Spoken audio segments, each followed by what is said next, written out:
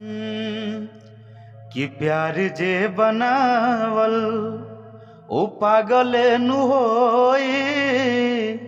कि प्यार जे बनावल ओ पागले नु होई। हर दिल जे बनावल उ होई कसाई। अरे अब ही तनिक लागे बाद में बुझाई।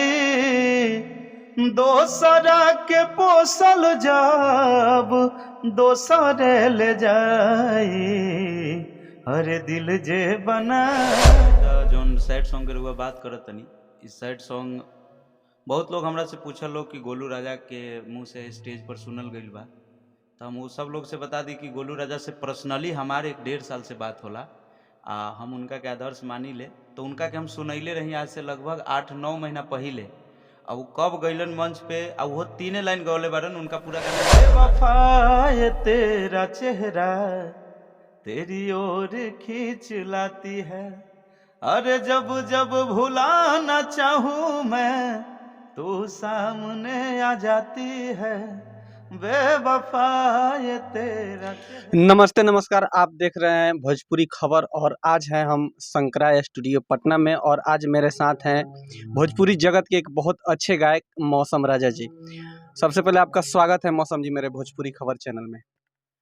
मेरे तरफ से भी आपके भोजपुरी में बोलत नहीं, हमरो तरफ से रुआई भोजपुरी खबर देखे वाला तमाम दर्शक लोग के कोटि कोटि प्रणाम बा। यही तरह आशीर्वाद प्यार बनौले रही हमरो पर, आई भोजपुरी खबर चैनल पर, सदाम जी पर भी।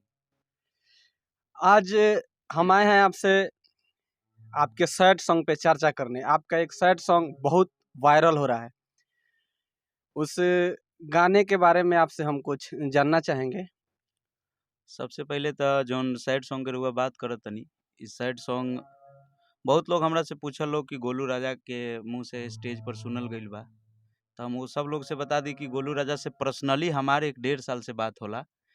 हम उनका के आदर्श मानी ले। तो उनका के हम सुनैले रही आज से लगभग 8-9 महीना पहले। अब वो कब गईलन मंच पे, अब वो 3 लाइन गौले बारन। उनका पूरा गाना यादो ना रहे।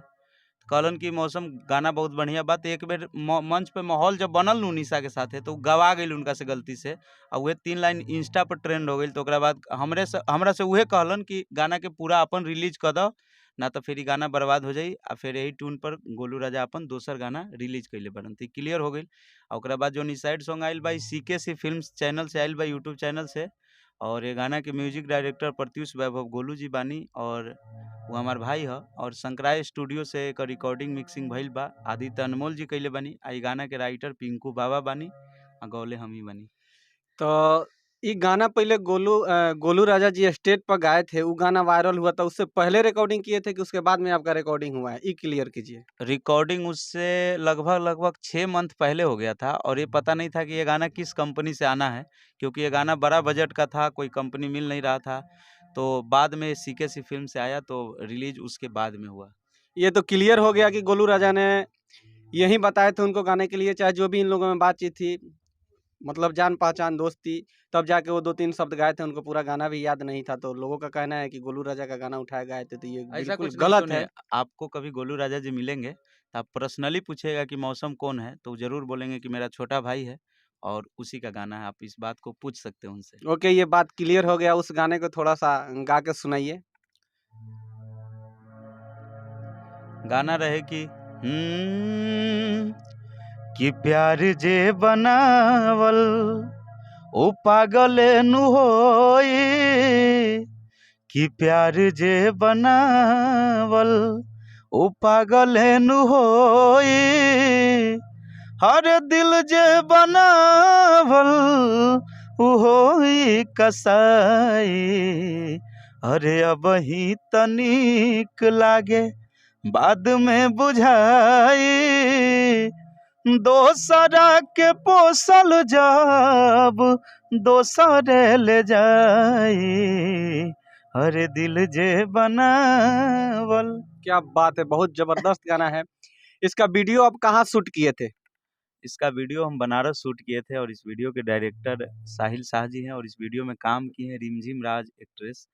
तो ये वीडियो काफ़ी अच्छा बन गया, कम समय में शूट हुआ और हमको लगता है भोजपुरी का एक नया वीडियो है। एक तरह से नया यूनिक कॉन्सेप्ट है, जब आप वीडियो देखिएगा तो आपको पता चल जाएगा। जी। ये बात तो कंफर्म हो गया। आगे आपका और कौन-सा आगामी सॉन्ग है या पहले भी कोई वायरल सॉन्ग जो काफ़ी पॉपुलर रहा हो? आप तो शुरू से मेरे साथ जुड़े हैं, आपका लिखा हुआ मैंने गाना भी बहुत सारा गाया है। ये गाना वायरल हुआ था बहुत पहले, जब मैं शुरुआत कर रहा था, तो मेरा पहला ही गाना वायरल हुआ था कि बेवफ़ा ये तेरा चेहरा तेरी ओर खींच लाती है। अरे जब जब भुलाना चाहूँ मैं, तू सामने आ जाती है। बेवफ़ा ये तेरा चेहरा तेरी ओर खींच। ये जो आपका सैड सॉन्ग वायरल हुआ है, हुँ। पब्लिक का प्यार दुलार आपको कैसे मिल रहा है? अब देखिए, सब कोई यही दिन ला मेहनत करेला कि पब्लिक के प्यार आशीर्वाद मिलो। हमहू यही समाज के एगो लइका बानी। हमनी के तो एगो अइसन समाज बा भोजपुरी की, मान ली कि कौनो के वायरल होता तो उठा के ओकरा के कुत्ता लेखा गावे के बा, सब कोई के गावे के ई परंपरा बन गइल बा। लेकिन ओकरा बावजूदो इतना सारा लोग के कॉपी करके गइला के बावजूदो हम जहाँ जातनी उहवे पब्लिक के बहुत ज़्यादा प्यार मिलता। अभी काल परसों मोतिहारी गई रही, रउआ से तो हम बतैले ही रही। बापू सभागार में 50,000 के भीड़ रहे, ओ बीच में भी काफ़ी आशीर्वाद मिलल।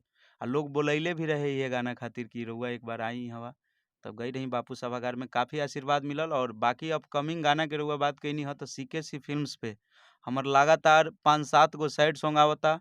हमार बड़ भैया लक्की भाई के साथे एगो राम भजन आवता, जौन 1-2 दिन में आ जाई। और ओकरा बाद लोकगीत भी एक से एक आवता। और हमरा ऑफिशियल पर भी आई, मौसम राजा ऑफिशियल पर। देख लीजिए, इससे पहले भी गाना सैड सॉन्ग इनका वायरल हुआ है और सीकेसी फ़िल्म से फिर आ रहा है बवाल करने वाला 4-5 गाना, और लक्की राजा भैया के साथ भी इनका राम भजन आ रहा है।